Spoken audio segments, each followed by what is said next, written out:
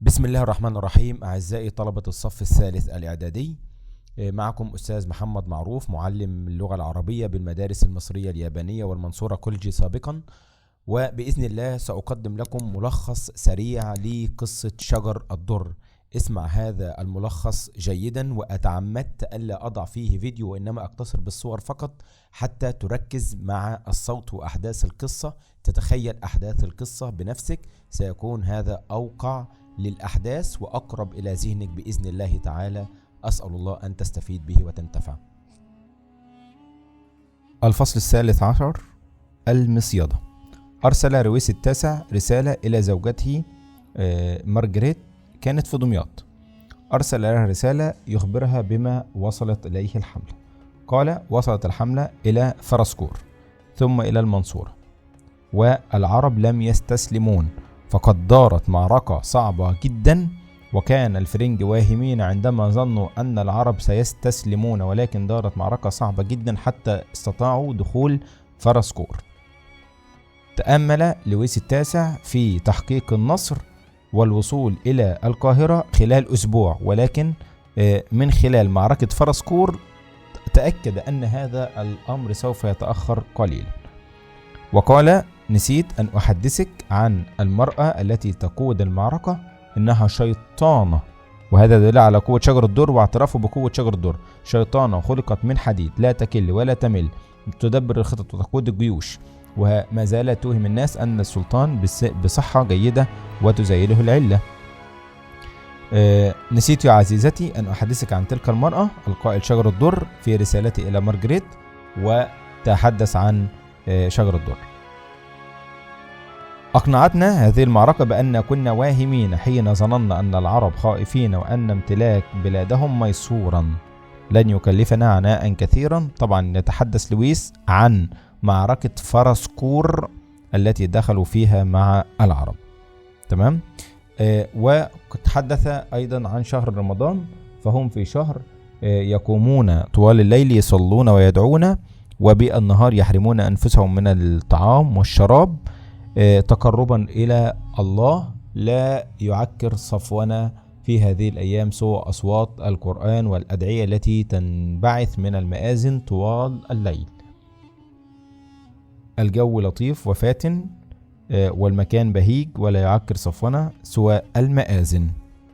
ولو رأيت جنودنا الذين يملؤون السهل وخلفهم المروج الخضراء الجميلة لطار بك السرور إلى فرنسا، وأراك الفرق الشاسع بين ديارهم وديارنا، حلمنا القديم.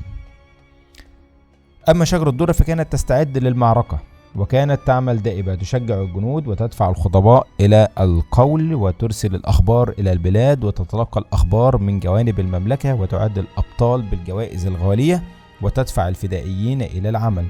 وبفضل عزمها وثباتها وروحها نشط الناس، وتكونت فرق الفدائيين وتحالفوا على الموت في سبيل الله، وانطلقوا يسبحون إلى الفرنج يهاجمونهم في الظلام، ثم يعودون في الليل، ويهاجمون في الليل في النهار أيضا، ويعودون حتى يقتلوا منهم الرجال ويحرقون الخيام والأقوات، فدب الرعب والفزع في قلوب الفرنج. حتى يوم عيد الفطر استأنفوا القتال، بعد ما انتوا استأنفتم مذاكرة كده تاني يوم العيد بعد أداء الصلاة، والتحموا مع الفرنج في معركة كبيرة، وقتلوا منهم أعداد كبيرة، بينهم كنت كبير. فزع لويس التاسع فزعا شديدا بعد مقتله. كان شجر الدر تتلقى هذه الأخبار وترسلها في المساجد والمجتمعات والمقاهي حتى تشجع الناس. الأخبار التي كانت تأتي: 7 شوال هاجمنا شنية كبيرة فيها 200 رجل، بينهم كنت كبير. في نص شوال التحمنا بهم في برهم، وأسرنا منهم 40 فارسا بخيولهم. آخر شوال أحرقنا سفينة كبيرة من سفنهم، والتحمنا معهم في معركة فزنا فيها بنصيب كبير. طبعا الأخبار دي كانت كل ما تروح لمكان الناس تعلو بالتكبير والتهليل، ورأى لويس أنه بهذه الطريقة سوف يفقد كل جيشه، لا بد من خطة. كانت شجر الدر يقظة لما يفعلون، وبدأ لويس يبني جسر على نهر أشموم أو على بحر أشموم عشان يعدي للمصريين. وكانت شجر الدر منتبهة وقالت: أما لهذا البلاء من دواء، فكروا في المصريين كانوا بيحرقوا الجسر أولا بأول، فتفتقت آذانهم من على البناء برجين يسيران على الماء يحشدان بالرجال والأسلحة يسيران بجوار الجسر حتى يتم بناؤه. جلست شجر الدر تدرس هذا الأمر مع القوات والمماليك البحرية، فأشاروا أو قال بيبرس سوف نحرقها بالنيران العربية التي لا يعرفونها يا مولاتي. وبالفعل في أسطار الليل كانت النيران مثل الأسطوانات النارية أحرقت البرجين وأحرقت الجسر، فاشتعلت النار في معسكر لويس وارتفع اللهيب إلى السماء والمسلمون على الشاطئ يهللون ويكبرون. ثم أصاب الفرنج شرا كثيرا وقتل كثيرين، ثم أقبل البشير إلى شجر الدر يصف لها الهلع الذي أصاب الفرنج والفزع الذي تملك لويس، فباتت مسرورة.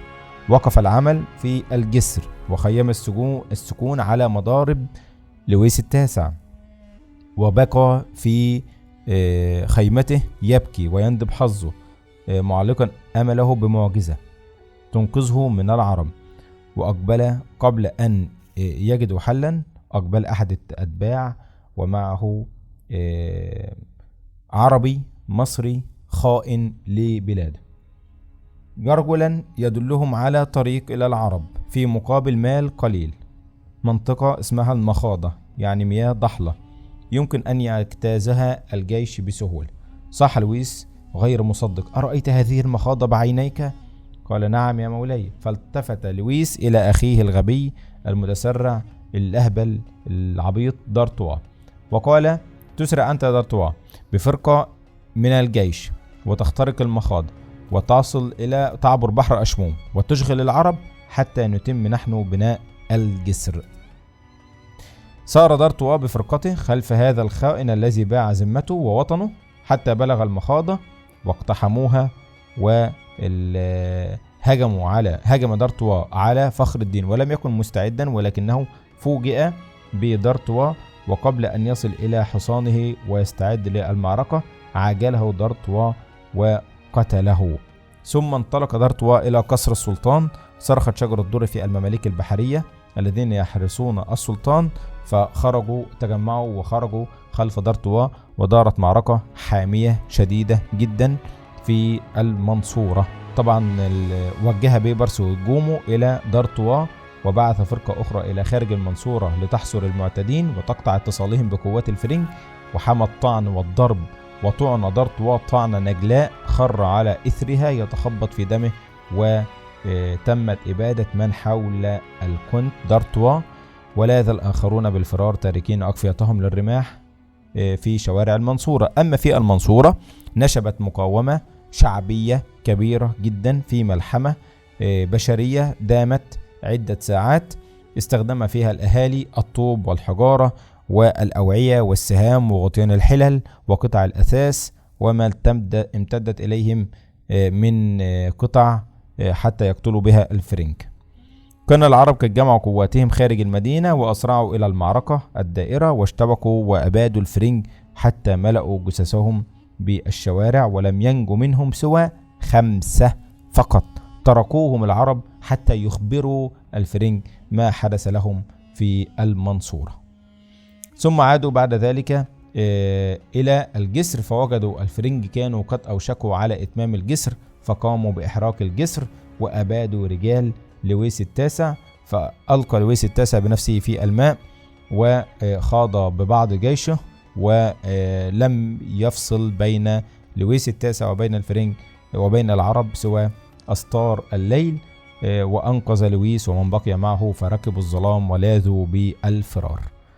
جلست شجر الدر جلسة المنتصرة شاكرة ربها على هذا الانتصار العظيم الذي حققه، والتفتت إلى عز الدين أيبك وأقطاي وغيرهما وأثنت على ما أبدوه من شجاعة، وأطالت النظر إلى وجه أيبك وكأنها تدبر له شيء ما يخصه، وقالت: متى ننتهي من هؤلاء الشريرين الوحشين يا عز الدين؟ إنهم جرحوا اليوم جرحا بالغا، ولو هاجمناهم وهم يلعقون لأبدناهم جميعا. مش عارف ايه الرومانسية في ان هي تبقى تبص لواحد بتحبه وعايزة تتجوزه وتقول له هيلعقوا هيلحسهم الجروح بتاعتهم والتعورات بتاعته. انا مش فاهم ايه المهم. لكن من الواضح ان عز الدين ايبك يعني ايه كان يعني بيتكسف كسوفه شويه، فايه رد بيبرس وقال سيوفنا رهن اشارتك وقوتنا في ايديك، شوف انت عايز ايه واحنا نخلص على طول. قالت لقد جرح اليوم جرحا بالغا، غدا نحتفل بالنصر، وبعد غد نضع خطة للهجوم الماحق ان شاء الله.